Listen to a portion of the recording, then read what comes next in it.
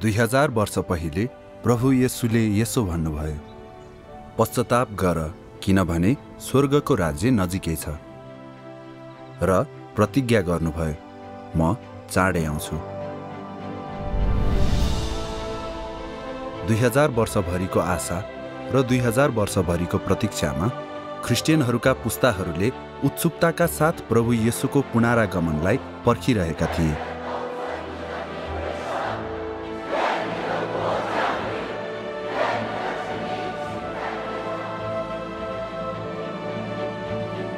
सारा मानव जाति मुक्तिदाता आउने र मानवताको पूर्ण मुक्ति ल्याउने अभिलाषामा थियो।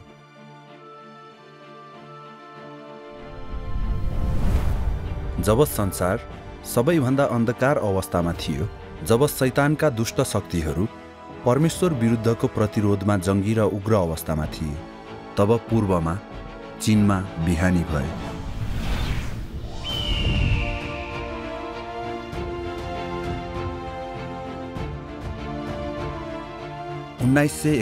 को त्यो असाधारण वर्षमा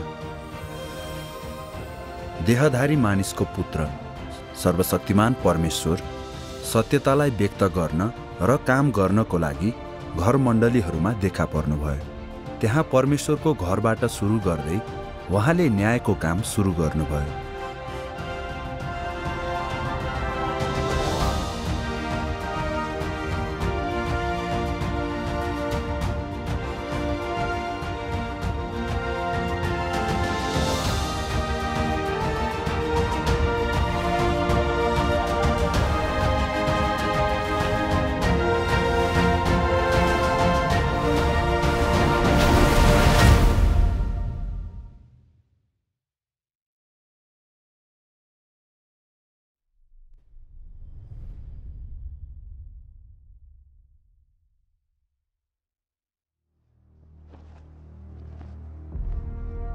चीन त्यस्तो ऐतिहासिक देश रहेको छ जसमा परमेश्वर प्रतिको इन्कार सबैभन्दा बढी र प्रतिरोध सबैभन्दा कट्टर र हिंस्रक छ, जहाँ ठूलो रातो अजिङ्गर बेरिएको छ।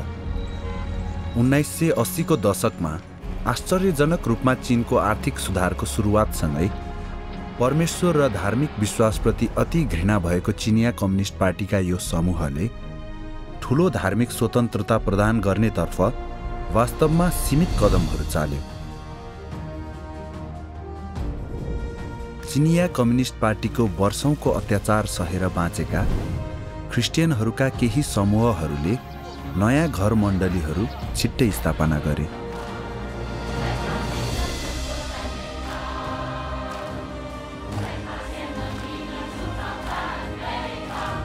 अनि धेरै संख्यामा परमेश्वरको अस्तित्व स्वीकार्ने मानिसहरू यी मण्डलीहरूमा आबद्ध भए। मुख्य भूमि चीनमा चाँडै नै घर मण्डलीहरू जताततै देखा पर्न थाले। सबै ख्रिस्टियनहरू खुसी थिए र परमेश्वरको महानताको गुणगान गरे।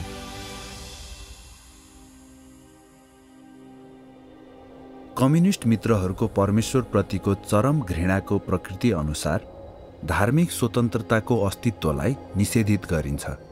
त्यसकारण यी असाधारण घटनाहरूले सबै कुरा परमेश्वरकै हातमा छ भन्ने कुरालाई स्पष्ट पार्छ। परमेश्वरले नै सारा मानव इतिहासको प्रगतिमा शासन गर्नुहुन्छ। सारा मानवलाई नेतृत्व गर्ने परमेश्वर नै हुनुहुन्छ। तैपनि प्रभु येशूभन्दा पहिले फर्किने मानिसहरूले यो कुरालाई महसुस गरेका थिएनन् कि मानिसको पुत्रको देखापराईको लागि घर मण्डलीहरूको अचानक पुनरुत्थान भइसकेको छ। पवित्र आत्माले चीनका घर मण्डलीहरूमा महान काम गर्न थाल्नुभयो अनि प्रभुमा विश्वास गर्ने सबै पवित्र आत्माले दिनुभएको शान्ति र खुसीमा सहभागी भए।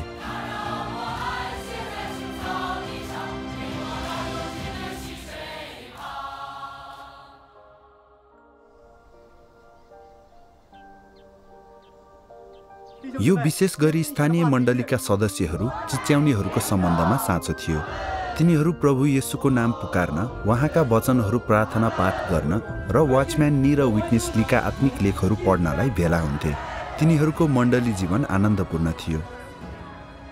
चिनिया कम्युनिस्ट पार्टीको अत्याचार र दमनको बीचमा मानिसहरूले प्रभु येशूको पुनरागमनको इच्छा गरे। देशको मध्य समथर क्षेत्रहरू र उत्तरी चीनमा, विशेषतः हेनान प्रान्तमा प्रभुमाथि विश्वास बढ्दो प्रवृत्तिमा खडा हुन थाल्यो। ती भेलाहरूमा मानिसहरूले उच्च स्वरमा लिने प्रभु येशूको नाम व्यवहारिक रूपमा घरेलु शब्द बन्यो। चीनका घरमण्डलीहरूको ठूलो उत्थानले सर्वशक्तिमान परमेश्वर आखिरी दिनहरूका ख्रिस्टको देखा पर्ने घटना र कार्यको लागि मार्ग तयार गर्यो। 1982 को धार्मिक स्वतन्त्रतापछि म विश्वासी भएँ। 1983 देखि भेलाहरू आयोजना गर्न थालियो। धेरैजना सुसमाचार सुन्न आउँथे र विश्वासी बन्थे। झन्झन धेरैजना सन्देशहरू सुन्न आउन थाले। घरका कोठा र आँगन मानिसहरूले भरिन्थे। सामान्यतया 50 जना सहभागी हुन्थे, कहिले 100 हुन्थे। अत्यन्तै धेरै हो नि। त्यो बेला मैले अरू मण्डलीका धेरै मानिसहरू भेटेँ। हरेक भेलामा धेरै मानिसहरू हुन्थे। कतिपय त घर गुफाहरूमा समेत भेला हुन्थे र हरेक भेला सहभागीहरूले भरिपूर्ण हुन्थे। हेनानमा अत्यन्तै धेरै विश्वासीहरू थिए। त्यो बेला सबैजना अत्यन्तै खुसी थिए। सही कुरा। तिनीहरूका आत्मा स्वतन्त्र र मुक्त थिए। सबै प्रभुको प्रशंसामा भजन गाउन चाहन्थे। साँच्चै रमाइलो थियो। प्रभुको आराधना गर्दा गजब अनुभूति हुन्थ्यो। उहाँको आगमनलाई स्वागत गर्न पाएको भए हामी धन्य हुने थियौँ। आमेन। म 1983 देखि आमा बुवासँग भेलामा जान थालेँ। त्यो बेला म 8 वर्षको मात्रै थिएँ। अरू केही नबुझे पनि प्रभुको आराधना गर्दा राम्रो अनुभूति हुन्छ भन्ने थाहा थियो। म पनि ठुला मानिससँगै प्रार्थना गर्थेँ र तिनीहरूले गाउँदा ताली बजाउँथे। यसले म खुसी हुन्थेँ। त्यति बेला हामी सबै घर घरमा भेला हुन्थ्यौँ। हरेक भेलामा कोठा मानिसहरूले भरिन्थे। तिनीहरू आँगनमा समेत बस्थे र बाहिरबाट सुन्न आड्लिएकाहरूले झ्याल नै भरिएका हुन्थे। हरेक भेलाको सुरुवातमा सबैले प्रभु येशूको नाम पुकार्थ्यौँ। हे प्रभु येशू आमेन, हे प्रभु येशू आमेन। हामी चर्मोत्कर्षमा नपुगुन्जेल त्यसरी नै पुकार्थ्यौँ। त्यसपछि प्रभुलाई प्रार्थना र प्रशंसा गर्दै गाउँथ्यौँ। यो साँच्चै जीवन्त परिवेश थियो। हामी प्रभुका वचनहरू सङ्गति गर्थ्यौँ र उहाँको साक्षी दिन आफ्नै अनुभवहरू बाँड्थ्यौँ। पवित्र आत्माको कार्य हुनु प्रसन्नताको कुरा थियो। अनि सबै दाजुभाइ दिदीबहिनीहरू मिलेर बस्थे। हामी परिवार जस्तै थियौँ। सुसमाचार फैलाउन र प्रभुको गवाई दिनमा सबै उत्साहित थिए। उहाँमा मानिसहरूले विश्वास गर्न थाले। केही गाउँमा आधाभन्दा बढी जनसङ्ख्या नै विश्वासीहरू हुन्थे। सुसमाचार फैलिरहेको थियो। प्रभु हाम्रो जीवनलाई सुधार्न र पृथ्वीमा शक्ति चलाउन फर्किनुहुनेछ भन्ने हामीले आशा गरेका थियौँ। मैले 1885 देखि प्रभु येशूमा विश्वास गर्न सुरु गरेँ। त्यो बेला मेरै घरमा भेलाहरू गरिन्थ्यो। पछि एकीकृत अग्रकार्य विभागका मानिसहरू हाम्रो मण्डलीमा बारम्बार आउँदै हामीलाई चिच्याउनेहरूका मण्डली राज्यका शत्रु हुन् र सरकारले तिनलाई निषेध गरेको छ भन्थे। मैले चिनिया कम्युनिस्ट पार्टी चिच्याउनेहरूको विरोधी रहेको कुरा त्यही बेला थाहा पाएँ। वास्तवमा पहिले नै महसुस गरेको थिएँ। चिनिया कम्युनिस्ट पार्टी नास्तिक हो र परमेश्वरमा विश्वास गर्ने मानिसहरूको पूर्ण विरोधमा छ। यसले चिच्याउनेहरूको मण्डलीका सदस्यलाई पक्राउ गरेको देखेर मलाई लाग्यो चिच्याउनेहरू पक्कै पनि सही छन्। आमेन। र चिनिया कम्युनिस्ट पार्टीले समर्थन गरेको त्रिआत्मा मण्डली गलत र देखावटी थियो। त्यसैले हामीले पुनः प्राप्तिमा जोडिने निर्णय गर्यौँ। बाइबल पढ्ने बाहेक कहिलेकाहीँ हामी वाचम्यान नी र विटनेस लीका सन्देशहरू पढ्थ्यौँ। हामीले नयाँ विश्वासीहरू निर्माणको सन्देशहरू र प्रवचनहरू पढेर धेरै कुरा जान्यौँ। तिनले अभ्यासको मार्ग प्रदान गर्थे। वाचम्यान नी र विटनेस लीका सन्देशहरूमा पवित्र आत्माको अन्तर्दृष्टि थियो जुन प्रभु येशूका वचनहरू अनुरूप थिए। आमेन। ती दिनहरूमा बारम्बार प्रभुको नाम पुकार्थ्यौँ र आत्मामा जिउन आफैलाई तालिम दिन्थ्यौँ। हामी परमेश्वरको प्रशंसामा नाचगान पनि गर्थ्यौँ। यो सबै प्रसन्नतापूर्ण थियो। प्रभुले घर मण्डलीलाई पवित्र आत्माको कार्य गर्दै आशिष दिनुभएको भन्ने अनुभूति बढ्दै गयो। धेरै पटक हामीलाई घर मण्डलीमा प्रभुलाई आराधना गरेकोमा पक्राउ गरिए पनि जब हामी प्रभुलाई प्रार्थना गर्थ्यौँ उहाँलाई छेउमा पाउँथ्यौँ। हामीलाई पवित्र आत्माले प्रेरित गर्नुहुन्थ्यो र हामीसँग परमेश्वरका वचनहरूको मार्गदर्शन थियो। प्रभुले अगुवाई गर्नुभएको मार्ग यही हो भन्नेमा निश्चित थियौँ। यसले हाम्रो मनमा शान्ति दियो र हाम्रो सुनिश्चितता बढ्दै गयो। हामी प्रभुसँगै जिउन उहाँको पुनरागमनको प्रतीक्षा गर्थ्यौँ। त्यो आनन्दमय हुने थियो। वास्तवमै हो। परमेश्वरलाई धन्यवाद।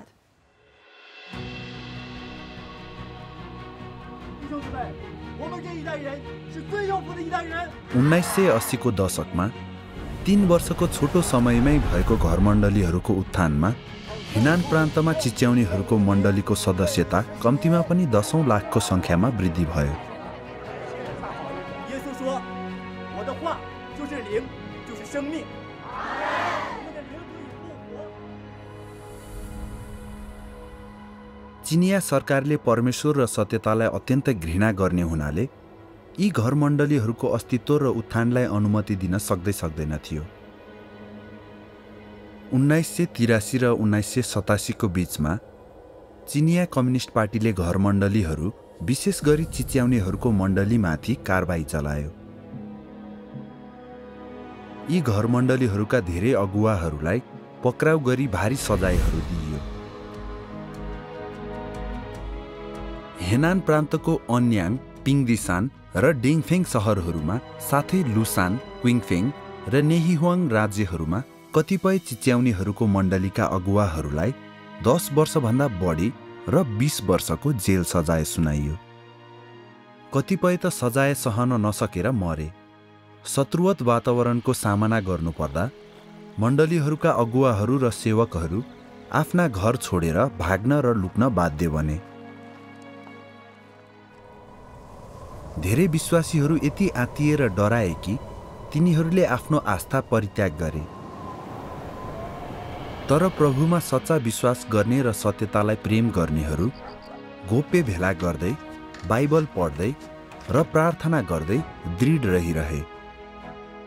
धेरै पटक पक्राउ परेर जेल गए पनि कतिपय मानिसहरूले रिहाईपछि सुसमाचार फैलाउने र प्रभुको गवाही दिने कार्यलाई जारी राखे। जति शत्रुवत परिस्थिति बन्यो, तिनीहरूले प्रभु येशूको त्यति नै खुरन्धार प्रार्थना गरे। तिनीहरूले उहाँ चाँडै नै फर्केर आउनुहुनेछ र शैतानको अँध्यारो शासनबाट मुक्त गर्नुहुनेछ भन्ने कामना गरे।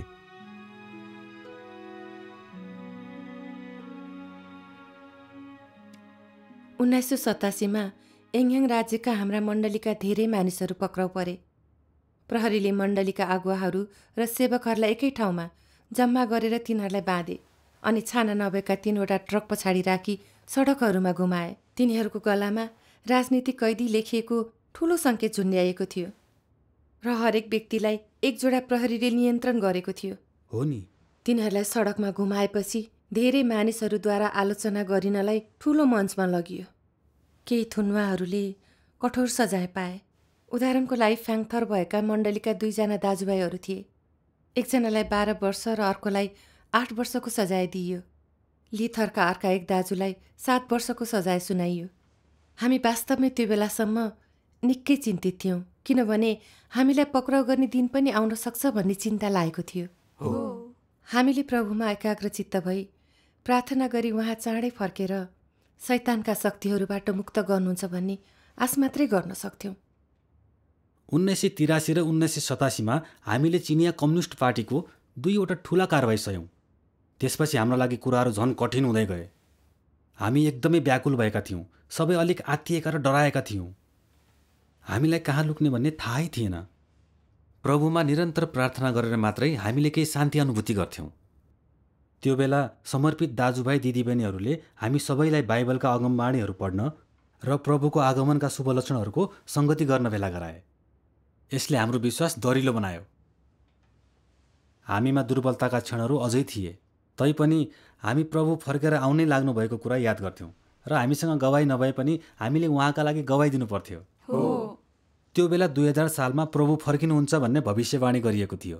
यसको बारेमा सोच्दा हामीले बल पाउँथ्यौँ। सही कुरा।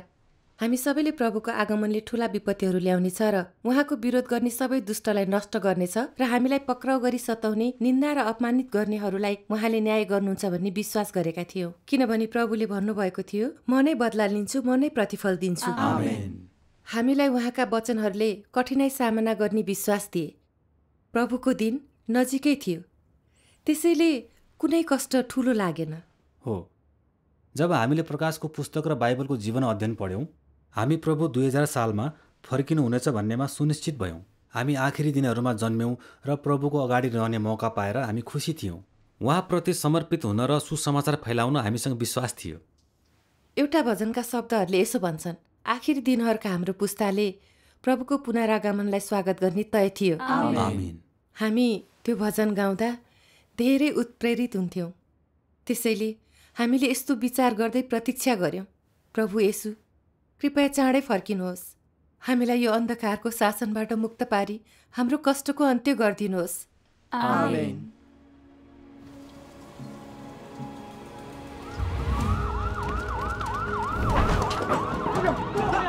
घरमण्डलीहरूप्रतिको चिनिया कम्युनिस्ट पार्टीको उन्मत्त कारबाहीले धेरै ख्रिस्टियनहरूमाथि क्रूर अत्याचार भयो। जसरी काला बादलहरू आउन लाग्दै थिए र अनिष्ट कुहिरोले भूमिलाई ढाक्न थालेको थियो अनि धेरै मानिसहरूको परमेश्वरप्रतिको विश्वास र प्रेम सेलाउन थालेको थियो। ठिक त्यही बेला 1991 मा एउटा असाधारण घटना घट्यो। मानिसको पुत्र घरमण्डलीहरूमा बोल्न थाल्नुभयो। मानिसहरू उहाँका वचनहरूले आश्चर्यचकित र न्यानोपन दुवैको अनुभव गरे। मण्डलीहरूभरि झट्का दिने तरङ्ग पठाउँदै उहाँले बाइबलका केही महत्त्वपूर्ण रहस्यहरू खोल्नुभयो। यस मानिसको पुत्र उत्तर पश्चिम चीनको एउटा साधारण परिवारमा जन्मनु भएको थियो र परमेश्वरमाथि उहाँको जोशपूर्ण विश्वासको सुरुवात निम्न माध्यमिक तहमा भयो। 1989 मा यस मानिसको पुत्रले आफ्नो हृदयमा भारी बोझ अनुभव गर्दै उहाँको सेवकाईको काम गर्न र परमेश्वरको सेवा गर्न सबै कुरा त्याग्न चाहनुभयो। फेब्रुअरी 1991 मा उहाँले बोल्न सुरु गर्नुभयो। हरेक दिन उहाँले आफ्नो हृदयका वचनहरू लेखेर स्थानीय मण्डलीका जिम्मेवार व्यक्तिलाई दिनुहुन्थ्यो। यी साधारण वाणीहरू होइनन् भन्ने तिनीहरूले देखे। ती वचनहरू वजनदार हुनुका साथै ताजा र हृदयस्पर्शी दुवै भए जस्तो अनुभूति हुन्थ्यो। ती पवित्र आत्माको अन्तर्दृष्टिबाट जन्मेका जस्ता देखिन्थे। त्यसैले यी वचनहरू मण्डलीको मुख्य अगुवालाई हस्तान्तरण गरियो, अर्थात् त्यो मानिसलाई जसलाई आज परमेश्वरले प्रयोग गर्नुभएको छ।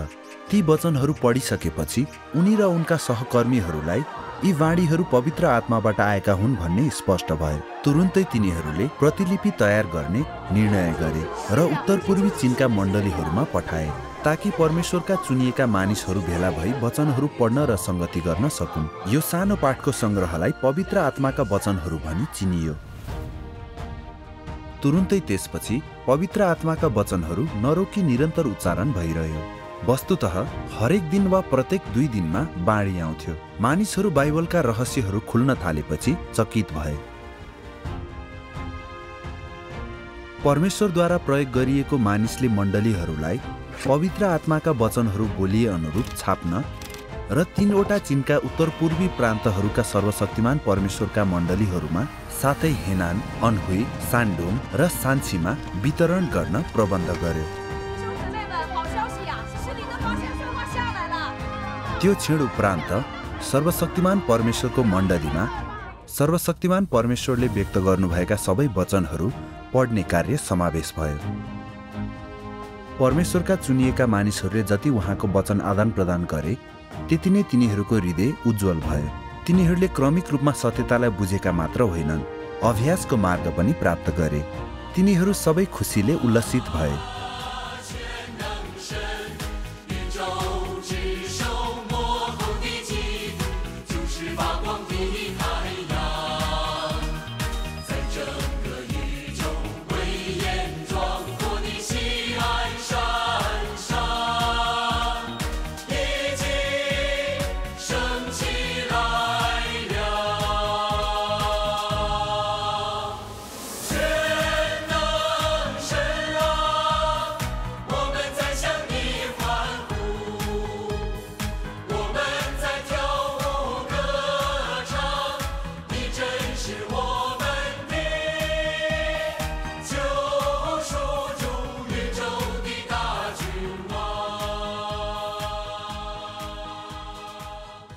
मैले पहिलो पटक पवित्र आत्माका वचनहरू पढेको 1991 फेब्रुअरीमा थियो। जब मैले ती पढेँ, ती अत्यन्तै ताजा र हृदयस्पर्शी लाग्यो। मैले त्यस्तो पहिले कहिल्यै सुनेको थिइनँ। यी वचनहरूले मलाई विशेष रूपमा प्रहार गरे। सियोनमा प्रशंसा आएको छ र परमेश्वरको वासस्थान देखा परेको छ। सबै मानिसहरूले गुणगान गरेको त्यो महिमित पवित्र नाउँ फैलिन्छ। सर्वशक्तिमान परमेश्वर, ब्रह्माण्डका शिर, आखिरी दिनहरूका ख्रिस्ट, उहाँ सियोन पर्वतमा उदाउनु भएको चम्किलो सूर्य हुनुहुन्छ, जुन सारा ब्रह्माण्डमा प्रताप र भव्यताका साथ उभिएको छ। आमेन। यी वचनहरूलाई पढिरहँदा ती सिधै पवित्र आत्माबाट आएका आवाज भयो। कि यो साँच्चै पवित्र आत्माको आवाज हुन सक्छ? तिनमा महिमित पवित्र नाम र सर्वशक्तिमान परमेश्वरको बारेमा बताइएको थियो। कि यो परमेश्वरको नयाँ नामको गवाई थियो? सर्वशक्तिमान परमेश्वर, ब्रह्माण्डका शिर र उहाँ आखिरी दिनहरूका ख्रिस्ट हुनुहुन्थ्यो। उहाँ चम्किरहने सूर्य हुनुहुन्थ्यो। यो सबै के को बारेमा थियो? मैले त्यो बेला यसलाई बुझिनँ, तर यी पवित्र आत्माका बाणीहरू हुन् भन्ने मैले अनुभूति गर्न सकेँ। त्यसैले म उत्साहित थिएँ। त्यो बेला जब हामी भेला हुन्थ्यौँ र परमेश्वरका वचनहरू जति भजन गाउँथ्यौँ त्योभन्दा बढी सन्तुष्ट हुन्थ्यौँ। हो नि, म पवित्र आत्माका वचनहरू पढ्दा पुरै चकित हुन्थेँ। परमेश्वरका यी वचनहरू पढ्दा मलाई गहन प्रभाव पार्यो।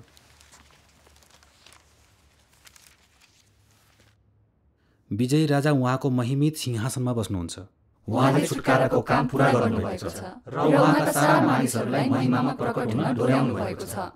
उहाँले ब्रह्माण्डलाई आफ्नो हातमा समात्नुहुन्छ र उहाँको ईश्वरीय बुद्धि र शक्तिले बलियो सियोन निर्माण गर्नुभएको छ र बनाउनु भएको छ। उहाँको प्रतापद्वारा उहाँले पापी संसारको न्याय गर्नुहुन्छ।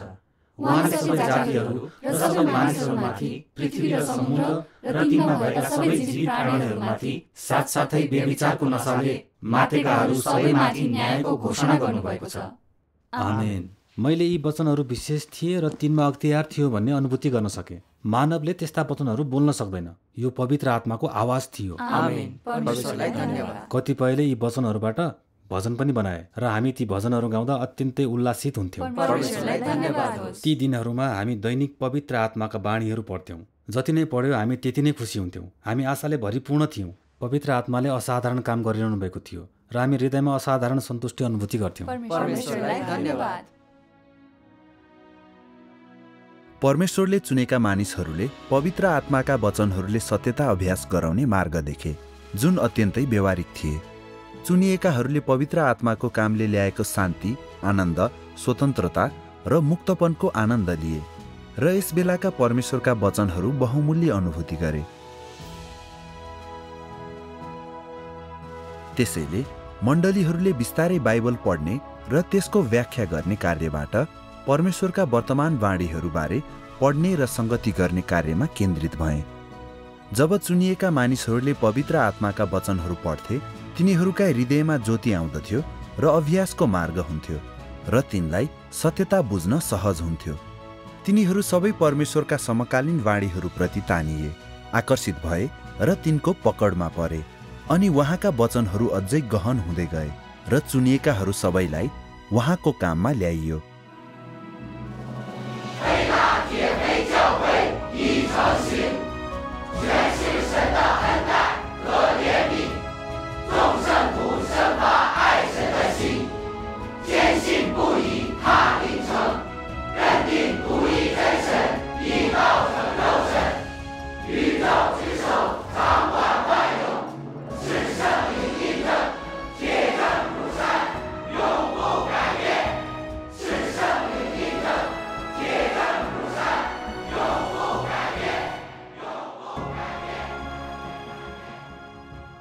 त्यो बेला हामी सधैँ भेला भई पवित्र आत्माका वचनहरू पढ्थ्यौँ। यद्यपि धेरै वाणीहरूको त्यति बुझाइ थिएन, तैपनि हामी मनमा आनन्दको महसुस गर्थ्यौँ। यो पवित्र आत्माको कामले दिएको सन्तुष्टि थियो। आमेन। पछि परमेश्वरका वचनहरूले रहस्य खोल्दा हामीले झन्झन बढी अन्तर्दृष्टि पाएको अनुभव गर्न थाल्यौँ। पवित्र आत्माले उठाइ लगिने कार्य, जीवनको नदीको पानी, नयाँ यरुसलम, साथै 144,000 विजयी पुरुष बालकका अर्थ प्रकाश गर्नुभयो र उहाँले सरल शब्दहरू प्रयोग गरेर यसो गर्नुभयो। पछि परमेश्वरले बुद्धिमती कन्याहरू र निर्बुद्धि कन्याहरूको अर्थमा पनि प्रकाश पार्नुभयो र चर्मपत्र मुठो खोल्ने कार्य, 7 मोहरहरू, 7 कचौराहरू, 7 महामारीहरू, 7 तुरहीहरू, 7 गर्जनहरू इत्यादिको बारेमा व्याख्या गर्नुभयो। उहाँका वचनहरूले हाम्रो आँखा खोली अत्यन्तै विश्वस्त तुल्यायो। त्यसपछि मात्र यी रहस्यहरूका बारेमा बुझ्यौँ। यसले पवित्र आत्माका वाणीहरू परमेश्वरले दिएका वचनहरू हुन् भन्ने हामीलाई सुनिश्चित गराए। किनकि हजारौं वर्षको अवधिमा बाइबलका यी रहस्यहरू कसैले व्याख्या गर्न सकेनन्, तिनलाई परमेश्वरले मात्रै खोल्न सक्नुभयो। पवित्र आत्माका वचनहरू पढ्न भेला हुँदा स्वयं परमेश्वर नै बोलिरहनु भएको अनुभूति हुन्थ्यो। हाम्रो त्यो आनन्द र सन्तुष्टिलाई बयान गर्न कुनै शब्द नै छैन। त्यो सायद पवित्र आत्माको कार्यको प्रभाव थियो। त्यो बेला पवित्र आत्माका बाढीहरू चाँडचाँडै आउन थाले र विषयवस्तु प्रचुर हुँदै गए। जीवन प्रवेशबारे बाढीहरू, कसरी प्रार्थना गर्ने, हृदयमा भएको कुरा बताउने र कसरी उहाँको नजिक गई कुराकानी गर्ने सो बताए। कसरी परमेश्वरका वचनहरू र इच्छा बुझ्ने, इमान्दार बन्न र सत्यलाई अभ्यास गर्न सिकाए। परमेश्वरलाई समर्पित हुनु भनेको के हो र यस्तै कुराहरू बताए। पहिले म विश्वास गर्थे कि मण्डलीका अगुवाहरू परमेश्वरद्वारा नियुक्त भएकोले तिनीहरूको आज्ञा पालन गर्नु उहाँलाई आज्ञा पालन गर्नु हो। त्यसैले तिनीहरूको हर प्रचारलाई मैले स्वीकारे। मैले छुट्याउन सकिनँ। तर परमेश्वरका वचनले सही मार्ग देखाए। मान्छेले परमेश्वरका वचनहरूलाई पालना गर्दै उहाँको इच्छाअनुसार कार्य गर्नुपर्छ। व्यक्ति जोसुकै भए पनि यदि उसका र परमेश्वरका वचनहरू मिल्दैनन् भने त्यो व्यक्तिलाई सुन्नु हुँदैन। यो सिद्धान्तसँग सम्बन्धित कुरा हो। आफैलाई परमेश्वरसँग रहन र आत्मामा जिउनको लागि तालिम दिन्थ्यौँ। तर त्यति बेला आत्मामा जिउनु भनेको हामीलाई थाहा थिएन। अब हामीले बुझ्यौँ। प्रार्थना गरेर, परमेश्वरको भजनहरू गाएर, देहलाई त्यागेर, उहाँका वचनहरूलाई अभ्यास गरेर मात्रै हामी आत्मामा जिरहेका हुन्थ्यौँ। परमेश्वरका बाणीहरू पढेपछि मात्रै मैले उहाँमा साँचो समर्पित हुनु र विश्वास गर्नुको केही बुझाइ पाएँ। त्यसपछि मात्रै मसँग अभ्यासको मार्ग थियो। त्यो बेला हामी परमेश्वरका यी वचनहरू पढ्थ्यौँ। प्रारम्भमा ख्रिस्टका बाणीहरूको अध्याय 26। अब तिमीहरूले मेरा वचनहरू ध्यान दिएर सुन्नुपर्छ। मसँग अझै बढी सङ्गति गर्नुपर्छ र नजिक आउनुपर्छ। तैँले नबुझ्ने सबै कुरामा म तँलाई अगुवाई गर्नेछु र अगाडि डोर्याउनेछु। अरूसँग बढी सङ्गति गर्नेमा ध्यानै नदेऊ। अहिले अक्षर र धर्म सिद्धान्तहरू प्रचार गर्ने धेरै छन्। मेरो वास्तविकतालाई धारण गर्नेहरू थोरै छन्। तिनीहरूका सङ्गतिले अन्यल र बोधो बनाउँछ। अघि कसरी बढ्ने थाहा हुँदैन। तिनीहरूलाई सुनेपछि अक्षरहरू र धर्म सिद्धान्तहरूलाई थोरै मात्रै बुझ्न सकिन्छ। तिमीहरूले आफ्नो कदममा ध्यान दिनुपर्छ र हृदयलाई सधैँ मेरो अगाडि बसाइराख्नुपर्छ। तिमीहरूले मसँग कुराकानी गर्नै पर्छ र तिमीहरू मेरो नजिक आउनुपर्छ। अनि तिमीहरूले नबुझेको कुरामा तिमीहरूलाई देख्ने बनाउनेछु। सधैँ आफ्नो बोली वचनमा ध्यान देऊ। आफ्नो हृदयलाई सधैँ अवलोकन गर र मैले हिँड्ने बाटो हिँड। मैले पवित्र आत्माका यी वचनहरू हामीलाई महत्त्वपूर्ण छन् भन्ने अनुभूति गरेँ। हरेक बाणीले नयाँ ज्योति ल्याउँथ्यो र जीवनको प्रावधान प्रदान गर्थ्यो। हामीले परमेश्वरको प्रार्थना गर्ने र वचनहरू पढ्ने गर्नुपर्थ्यो। उहाँका इच्छा बुझ्न र अभ्यासको मार्ग खोज्ने गर्नुपर्थ्यो। केही समयको अभ्यासपछि मैले केही प्राप्त गरेको अनुभूति गरेँ। थाहै नपाई मैले परमेश्वरमाथिको विश्वासबारे थप बुझेँ र मेरो जीवनमा के कमी छ भन्ने देखेँ। पहिले परमेश्वरको निम्ति आफैलाई समर्पित र दौडधुपमा मात्र ध्यान केन्द्रित गरेँ। तर पवित्र आत्माका वचनहरू पढेपछि मैले परमेश्वरका वचनहरू खाने, पिउने र मनन गर्नमा ध्यान दिन थालेँ। अनि मात्रै मैले परमेश्वरमा विश्वास गर्ने र उहाँका वचनहरू पढ्ने र तिनलाई कसरी ध्यान दिएर पढ्ने र अभ्यास गर्ने भन्ने महसुस गर्न थालेँ। त्यो मुख्य कुरा थियो। पहिले प्रभुलाई आराधना गर्दा यी विषयहरूको बारे मलाई थाहा थिएन। पवित्र आत्माका वर्तमान वचनहरूले नै विश्वासको सही मार्गमा डोर्यायो।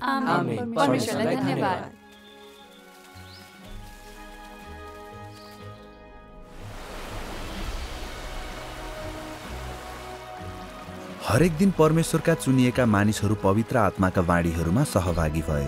तिनीहरूले जीवनको जिउँदो पानीको प्रावधान प्राप्त गरे र आनन्द र खुसीले पूर्ण भए। परमेश्वरको वर्तमान वचनले तिनीहरूको हृदयमा ज्योति ल्यायो र तिनीहरू सन्तुष्टिले भरिए। कतिले परमेश्वरका वचनहरू सङ्गतिमा ढाले र उहाँको प्रशंसामा गाएर नाचे। पवित्र आत्माले महान कार्य गर्नुभयो र परमेश्वरले चुनेका मानिसहरूले उहाँको घरमा जिउने आनन्द लिए।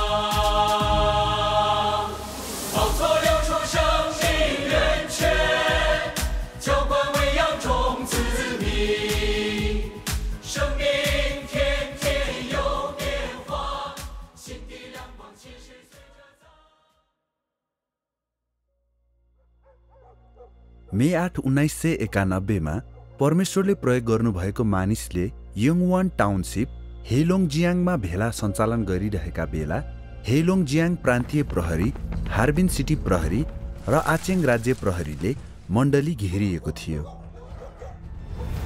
त्यसो हुँदा सयौं दरिला मण्डली झुन्डहरू चारैतिर भागे।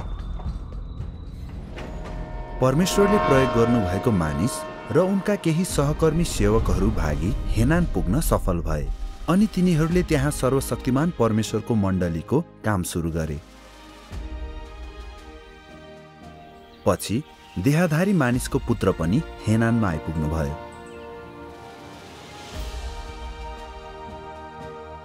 यस क्षणदेखि उहाँले झन्झन बढी बाणीहरू बोल्नुभयो।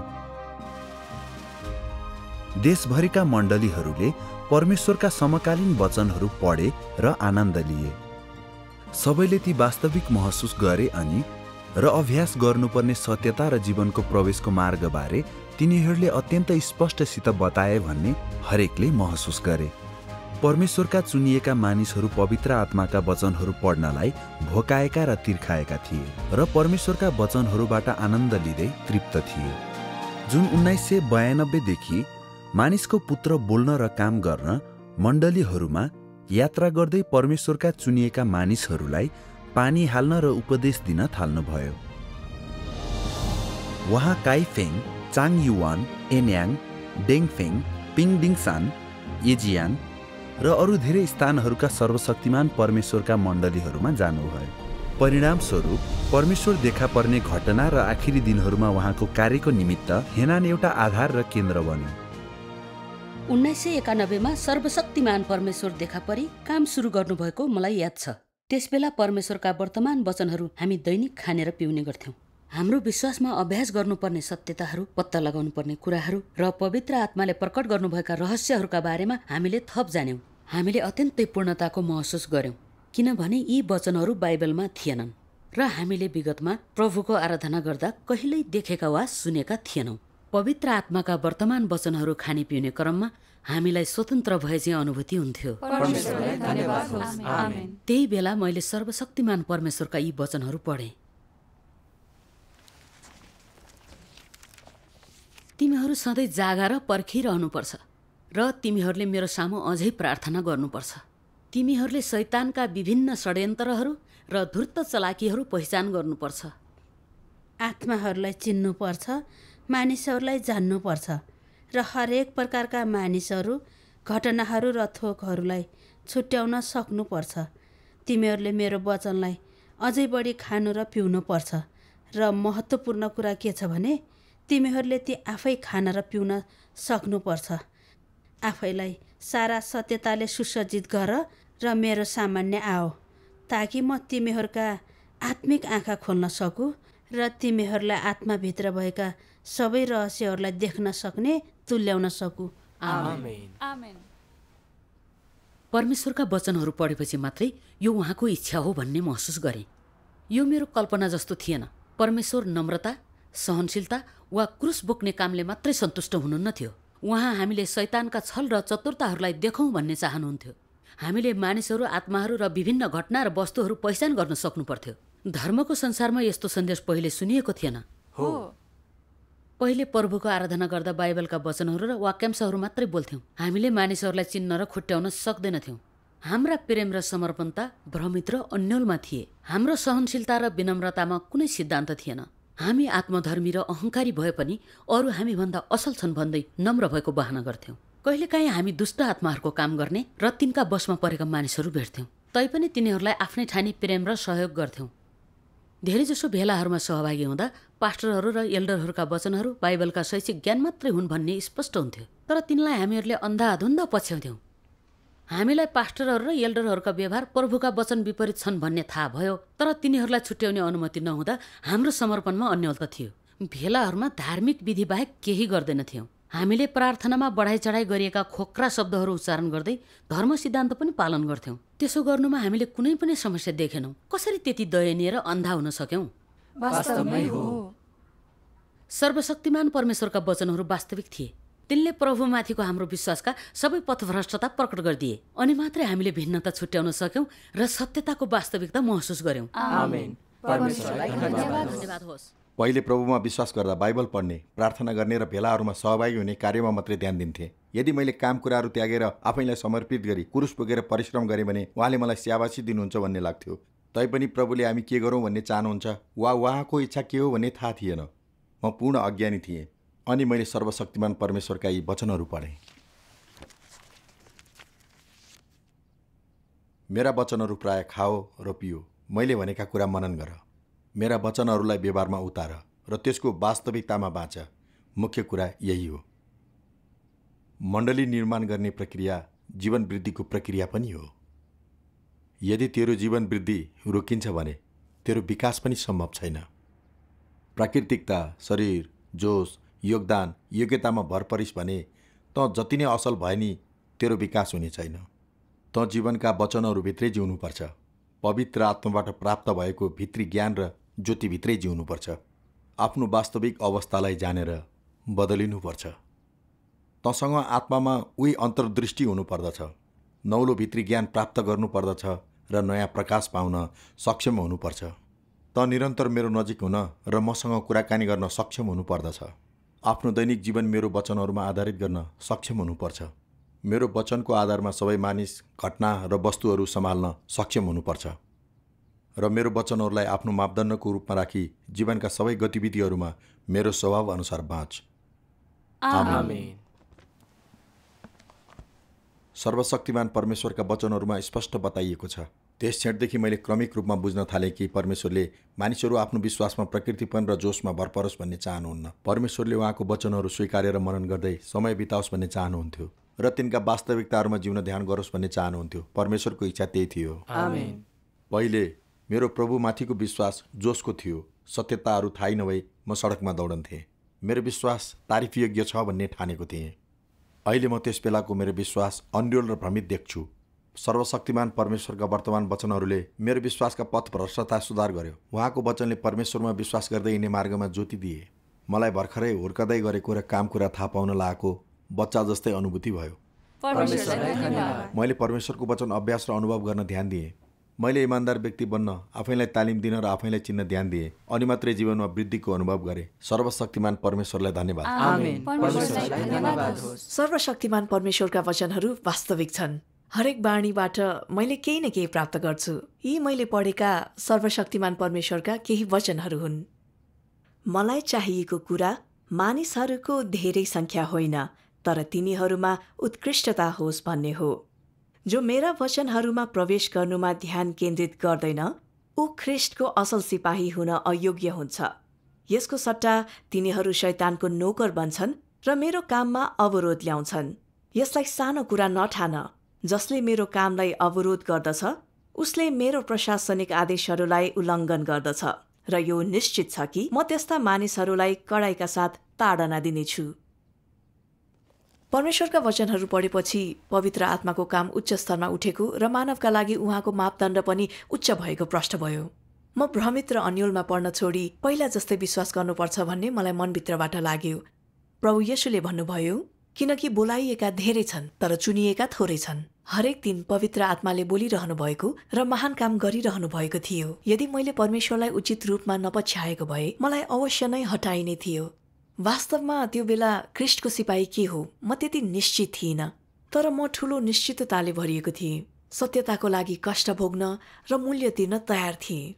म काम वा पारिवारिक कुराले जति विचलित हुँदा पनि म सधैँ परमेश्वरका वचनहरू खान पिउन र भेलामा जाने समय छुट्याउँथे। हरेक दिन म दृढ संकल्पले भरिन्थे। म परमेश्वरका वचनहरू सुन्ने र उहाँमा समर्पित व्यक्ति हुन चाहन्थे। जब मलाई केही हुन्थ्यो परमेश्वरलाई प्रार्थना गर्ने र उहाँको इच्छाको खोजीमा ध्यान केन्द्रित गर्थे। कहिले कहीँ खराब विचारहरू आउँदा देहलाई धोका दिन र परमेश्वरका वचनहरूलाई अभ्यास गर्न आफैलाई तालिम दिन्थे। यसरी अभ्यास गर्दा मेरो हृदयमा शान्ति र सन्तुष्टि मिल्यो र सत्यतालाई खोज्ने संकल्पलाई बढायो। आमेन। परमेश्वरलाई धन्यवाद। मेरो प्रभुप्रतिको आराधनामा जोसिलो थिएँ।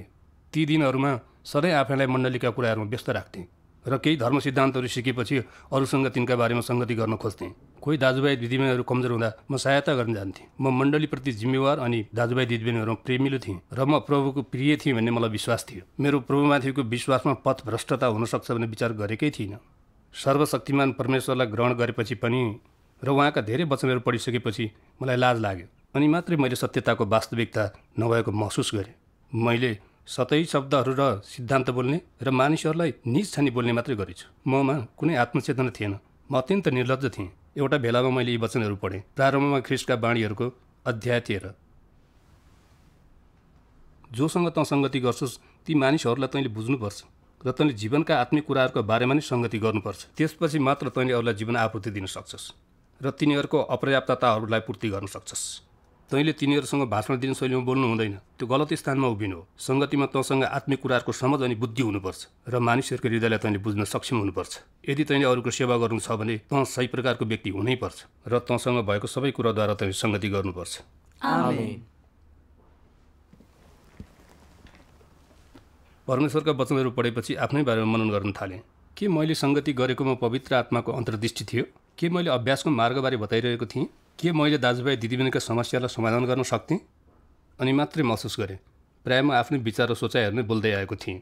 त्यस क्रममा मेरा दाजुभाइ दिदीबहिनीहरूको वास्तविक स्थिति र कठिनाइ नसमेटी जे मन लाग्यो त्यही भन्थेँ।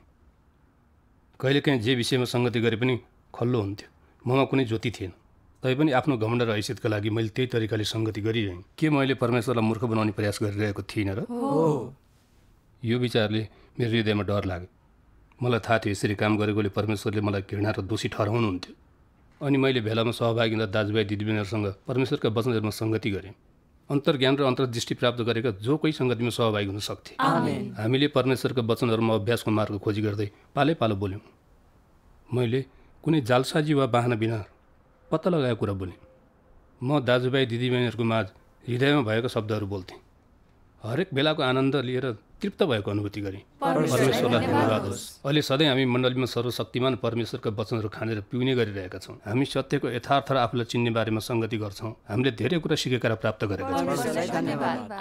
मैले सर्वशक्तिमान परमेश्वरमा विश्वास गरेको वर्षौँ भयो। यो अवधिमा मैले उहाँका सबै बाणीको प्रावधानहरूको आनन्द लिएको छु। विचारमा मेरो क्षमता कमजोर रहेछ। मैले बोल्ने भनेकै केही आत्मिक सिद्धान्तहरू मात्रै हुन् र मैले सत्यताका वास्तविकतामा जिएकै छैन।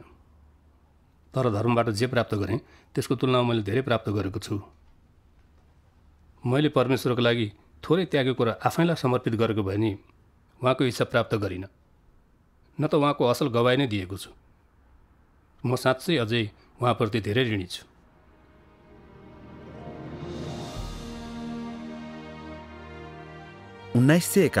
स्मरण गर्नुपर्ने वर्ष थियो। यो आखिरी दिनहरूका ख्रिस्टले बोल्न सुरु गर्नुभएको वर्ष थियो। यो परमेश्वरको घरबाट सुरु भएको न्यायको कामको लागि मार्ग तयार गरिएको वर्ष र अनुग्रहको युग, राज्यको युगमा प्रवेश गरेको वर्ष थियो। त्यो वर्ष परमेश्वरका चुनिएका मानिसहरूले पवित्र आत्माका वर्तमान दिनका धेरै वचनहरू प्राप्त गरे र यसले तिनीहरूको हृदयमा ज्योति ल्यायो र तिनलाई निकै फाइदा भयो। साँच्चै तिनीहरूले पवित्र आत्माको महान कार्यको आनन्द लिए। तिनीहरूले शान्ति र खुसी अनि स्वतन्त्रताको परम आनन्द चाखे। त्यसैले परमेश्वरका चुनिएका मानिसहरूले 1991लाई सुनौलो वर्ष भनी भन्छन्।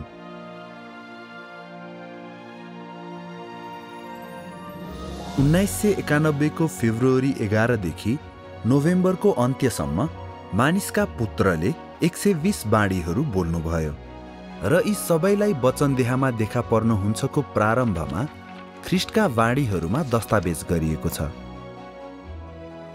मानिसको पुत्रका वाणीहरूले प्रभु येशूको अगमवाणीलाई पूर्ण रूपमा पूरा गरे।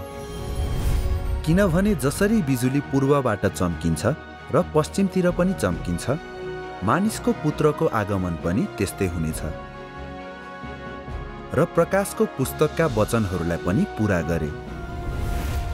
आत्माले मण्डलीहरूलाई के भन्नुहुन्छ सो कान हुनेले सुनोस्।